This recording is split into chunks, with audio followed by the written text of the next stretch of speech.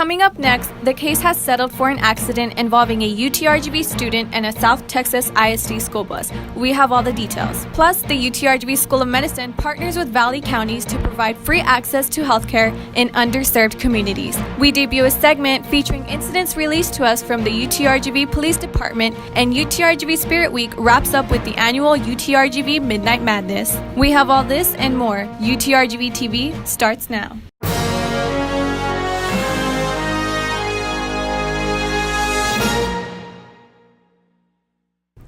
Thank you for joining us on this week's UTRGV TV edition. I'm Ileana Luna. On this week's top story, a UTRGV student was hit by a South Texas ISD school bus in 2017. After several months of litigation, the case has successfully settled. Kenya Gomez brings us the details on this collision.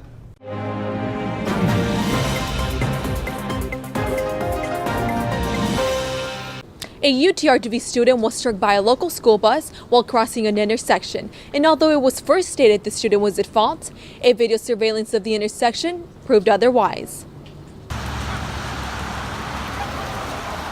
Almost a year ago, the investigating police officer stated that the student was at fault for causing the collision due to the fact that it is a traffic violation to ride a bike in a crosswalk. But after analyzing a video obtained by a nearby college building, it was discovered that the student lawfully crossed the intersection in a traffic lane with the green light, and the bus driver was at fault for failing to yield the right-of-way. Other schools often have a crossing guard at intersections to help keep students safe. And Officer Loya says it could be something UTRGV could implement. It hasn't been discussed at the Pedestrian Safety Committee at this time, but then again, the committee is open to looking at other ways of making sure the pedestrians are safe. While video of the accident was shared with the UTRGV TV, we were asked for it not to be shared with the public due to the victim's trauma after the accident. Officer Loya recommends motorists, cyclists, and pedestrians to be courteous of one another. Just be safe, and the same thing with the motorists. Take that extra time to get to where you're going. Don't be such a hurry. If you're coming into an area where there are crosswalks, be cautious of the signs. Be the cautious people of the walking on the sidewalks. Are they going to be coming out? As part of the investigation, a random surveillance of the Joe Ochoa and University Drive was conducted, which showed many drivers blocking the crosswalk for students. In Edinburgh for UTRGV TV, Kenya Gomez. UTRGV Spirit Week wraps up its festivities with the annual UTRGV Midnight Madness. Our chief reporter, Ileana Moreno, attended the block party and spirit rally premiering the season's basketball teams. UTRGV Madness, one of the biggest school events of the year. Campus and community come together to close out Spirit Week. Now, let's get ready for basketball season. Basketball season kicked off during the first ever block party held before UTRGV Madness, where students and families took part in celebrating with games, face painting, and food. I think the spirit and the pride has been built because this is how packed it's out here. I think we have over 400 people that come out here, which is pretty good. Students lined up, and then it was lights out before the men's and women's basketball teams were announced with individual player introductions. Students also, the finals, midterms, they have everything going on, homework. So bring them together at the university to get the experience that they get to share together and build memories. That makes it all worthwhile. UTRGV Madness attendees took part in a very competitive game of musical chairs.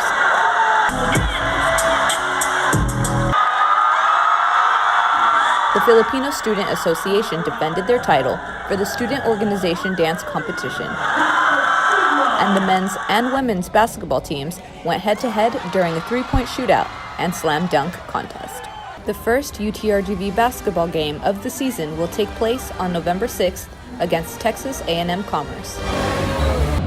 One of the few nights the community and campus get together and celebrate. Tonight was the first night of basketball season. Reporting from Edinburgh for UTRGV TV, I'm Ileana Moreno. The UTRGV School of Medicine partners with Valley counties to provide free access to healthcare in underserved communities. Our reporter Juliana Quiroz has the details. A blessing to a detached community in dire need.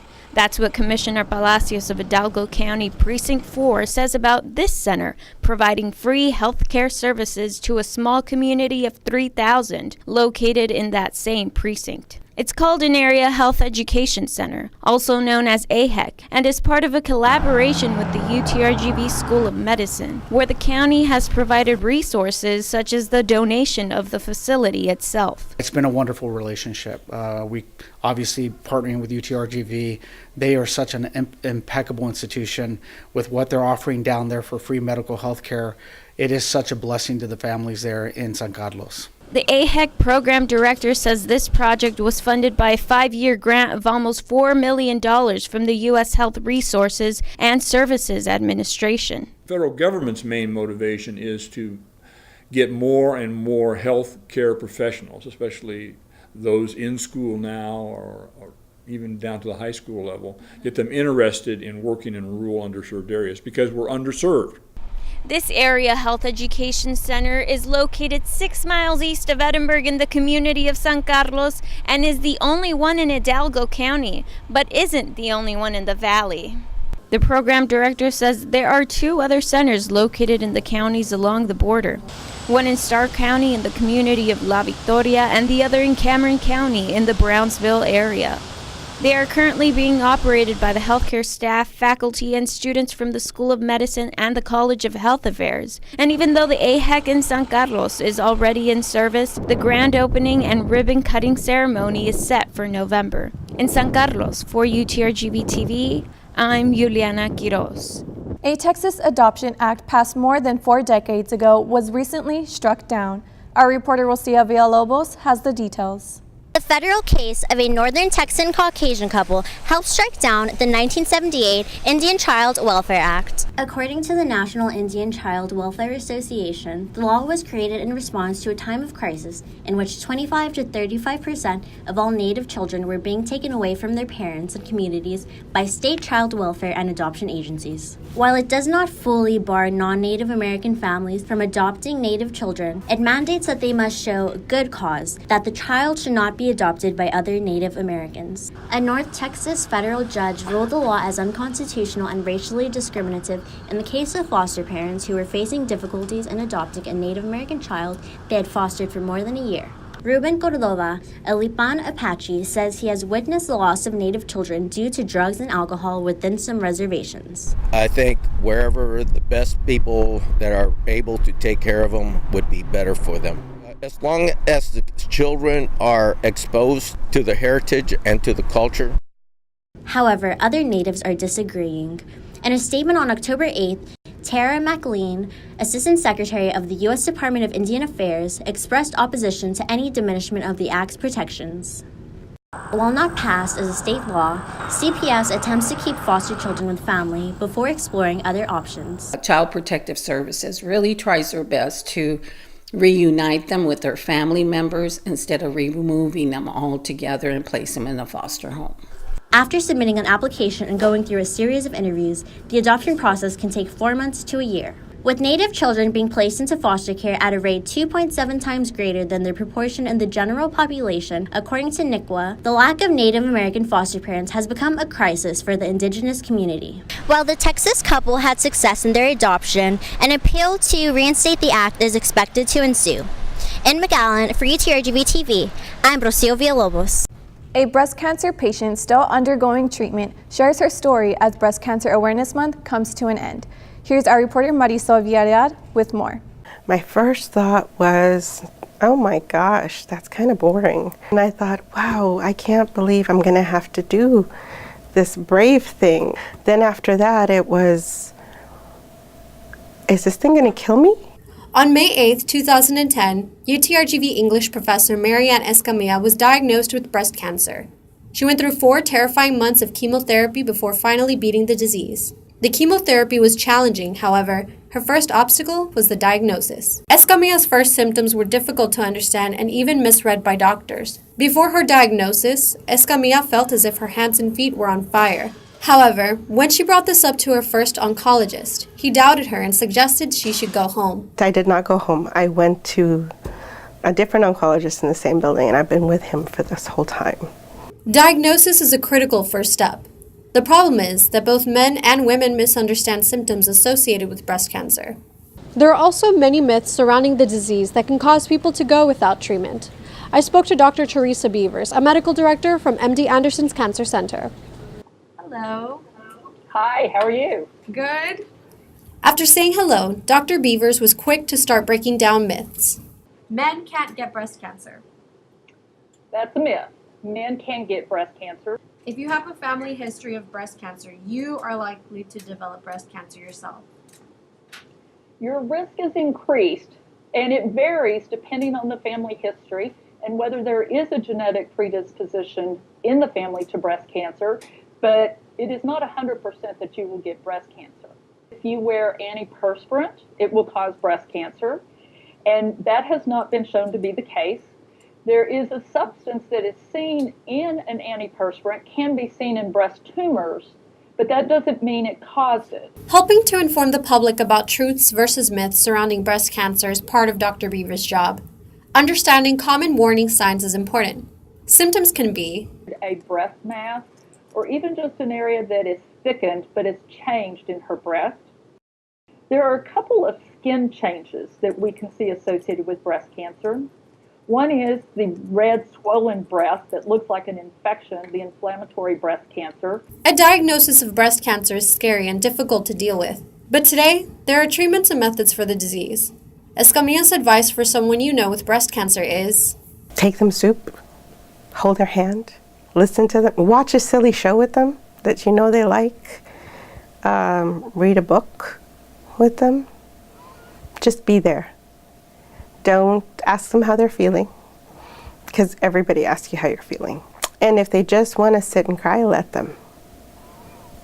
Because the worst thing anybody ever characterized me as was brave. And once you label someone as brave, they cannot give you the real emotions behind of what they're feeling.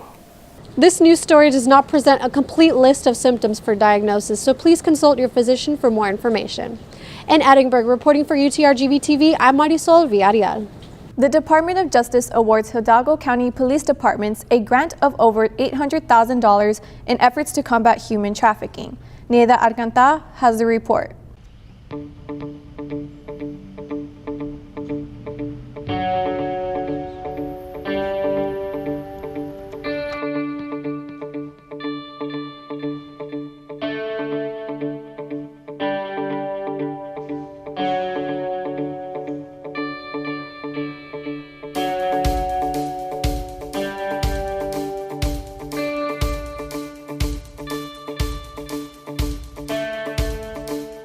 The command staff do get to meet together and determine how those funds are best used for the department, what the need is. Of course, every local department, every state agency does fall into having funding issues. We always have a real tight budget, so having the opportunity to choose and determine what we're going to use it for, as long as within the goal of providing safety and towards criminal justice for the public, we're allowed to do so.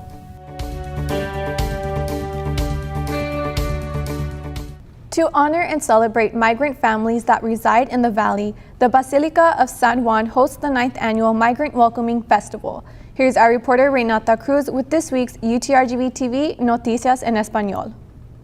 Familias alrededor del valle se unen para disfrutar actividades en el Migrant Welcoming Festival, que conmemora la historia de inmigrantes en el valle.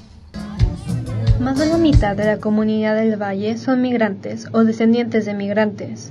Gracias a sus esfuerzos, lugares como la Basílica de San Juan del Valle existen y siguen creciendo hasta el día de hoy. En 1948, la comunidad aquí de San Juan le pidió al padre Aspiazo que si podían traer una imagen de la Virgencita, porque la tradición de aquí era, llegaban de los trabajos del norte y se iban a San Juan de los Lagos a pagar sus mandas. Entonces él habló con el obispo, el obispo les dio el permiso. Fueron a San Juan de los Lagos, se trajeron la imagen y empezó la devoción de la Virgen de San Juan aquí en San Juan, Texas. La Basílica presentó oportunidades a nuevos migrantes ofreciéndoles servicios como la educación. Para que los inmigrantes tengan la oportunidad de tener información sobre el colegio y las oportunidades que les da aquí en los Estados Unidos. Por eso este es un un festival muy agradable para la gente que tiene ese don, que vinieron aquí de migrantes, se quedaron y ahora tienen una manera de celebrar. La cultura mexicana está presente y viva en el valle, desde la comida hasta su gente. Fernando Llamas, un presidente del Club de Carros, explica el cambio que sintió cuando llegó al valle. Al principio sí, pues lógico, cuando uno viene de otro país, yo soy de México, por decir, cuando vine para acá, o sea, es un cambio muy diferente, otra cultura, otra forma de vivir la vida, pero sí, ya cuando se adapta uno ve pues que es un privilegio estar aquí. Los migrantes hasta el día de hoy siguen siendo una gran parte de nuestra comunidad y cultura. Reportando desde San Juan para UTRGV-TV, soy Renata Cruz. And here's this week's sports highlights.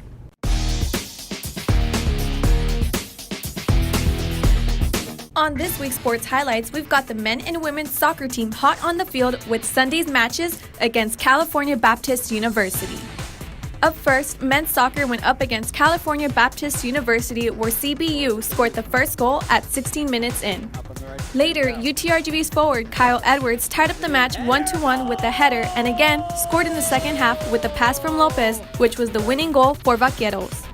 And a goal! Kyle Edwards does it again! And a few words from the men's head coach on their win. We didn't lose our focus, we stayed playing our game, and we ended up winning both, 2-1. And, yes, we had to fight hard to keep the victory in both games, but that's what I was proud of. This team this year has showed tremendous character, and I think just tremendous growth. The overall score against CBU was 2-1.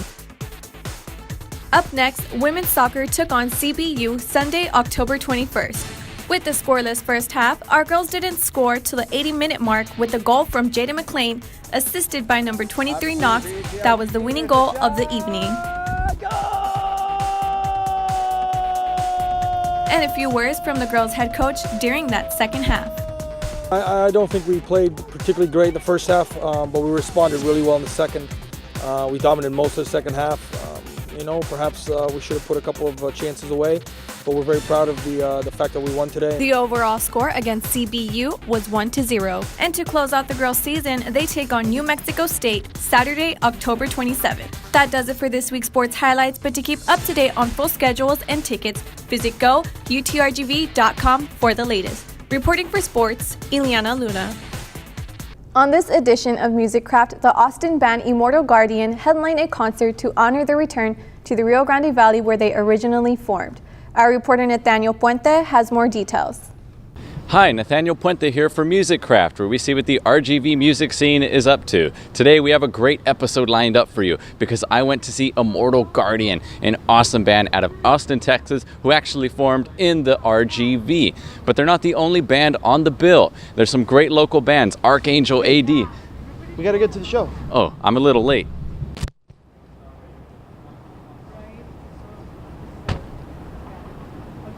Let's go. McAllen Cena El Rey hosted a metal-themed show to welcome Immortal Guardian back to the Rio Grande Valley. Immortal Guardian formed in 2008 and later moved to Austin. They have since toured the world and finally released their debut album, Age of Revolution, in 2018. The album shows a combination of several types of metal music. What is more remarkable about it is the whole spectrum of styles. We put in a bunch of Latin music into it. Of course, the whole orchestration that Gabriel brought in arrangements and everything has just made it extra epic. Immortal Guardian returned to the RGV to honor the release of their debut and play to their friends and family. Also on the bill were several local bands looking to prove their worth. The bands included Archangel AD, an Edinburgh thrash band featured on this segment before. 16, a Brownsville metalcore band, 40 Caliber Kiss, a McAllen hard rock band, and Sonic Boom, a band that gives a rock edge to video game soundtracks. All of these previewed Immortal Guardian, who put on an energetic show for the crowd. The band expressed optimism in the area's local music scene. It feels actually pretty cool, to see that the valley's got a scene again, there's a lot of local shows going on. There's a killer amount of bands and shows always stacked up here in the McAllen and Brownsville area. Only time will tell who will be the next Valley band to break into the big time. To follow up on any of the bands mentioned, look them all up on Facebook. So it was a long way to run. But there's our report on the show at Cine El Rey where Immortal Guardian headlined. There were some other great local bands there that you guys should check out. Now, if you are a musical artist you know would like to be featured on MusicCraft, send a message to the Roman god Mercury. He'll send it my way. Reporting for UTRGV-TV, I'm Nathaniel Puente. We'll be starting a new segment this week as we disclose incidents that occurred on campus, as released to us from the UTRGV Police Department. Over the last week, a female faculty member tripped over a raised area on the sidewalk in the area of Lot B1 of the Brownsville campus, causing facial injuries and an injury to her left shoulder. The faculty member was transported to Valley Regional Medical Center for further medical attention. A male student reported that his vehicle was burglarized while parked unattended in Lot B2 in the Brownsville campus from 1:30 to 3 p.m. on October 16th. A backpack containing a laptop was stolen. The vehicle did not show signs of a forced entry. The case is still under investigation. A female student reported a known male student yelled profanities at her while in a classroom at the Math General classroom in the Edinburgh campus over classroom sitting. This report will be referred to UTRGV Student Rights and Responsibilities for further review. That's all we have for you today, but remember, if you have a story you would like for us to know about or know someone within the UTRGV family who's making an impact on campus or in the community, you can contact us through our social media or email us at utrgvtv@gmail.com. We have community and UTRGV news for you every week. See you next time.